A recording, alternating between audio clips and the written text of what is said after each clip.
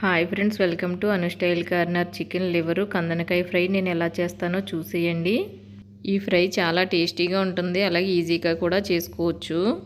Haemoglobin తక్కువ ఉన్నవారు ఈ ఫ్రై తింటే చాలా మంచిది.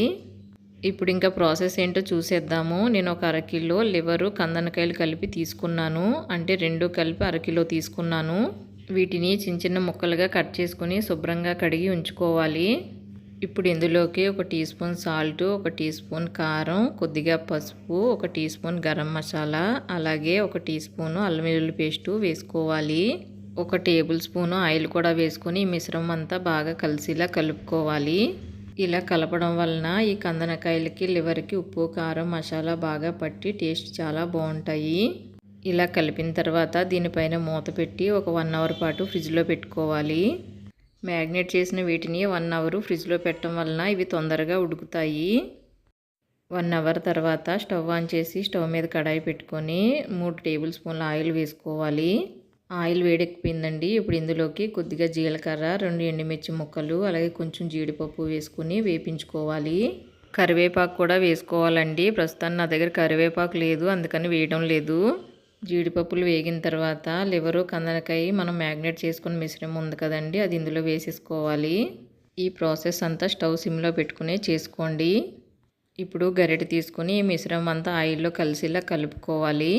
వాటర్ ఏం పొయ్యక్కర్లేదండి, ఇది ఆయిల్లో ఇలా మగ్గుతూ ఉంటేనే వాటర్ వచ్చేస్తుంది.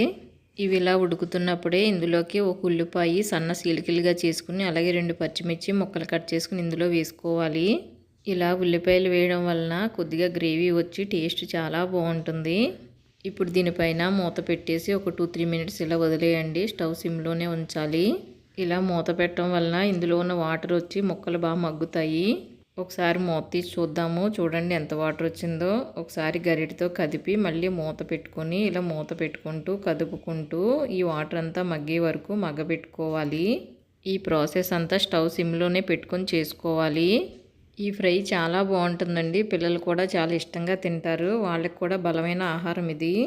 చూడండి కొద్ది కొద్దిగా ఆయిల్ పైకి తేరుతుంది. ఇందులో వాటర్ అంతా ఎగిరిపోయి ఆయిల్ మొత్తం పైకి తేరే వరకు వేపించుకోవాలి.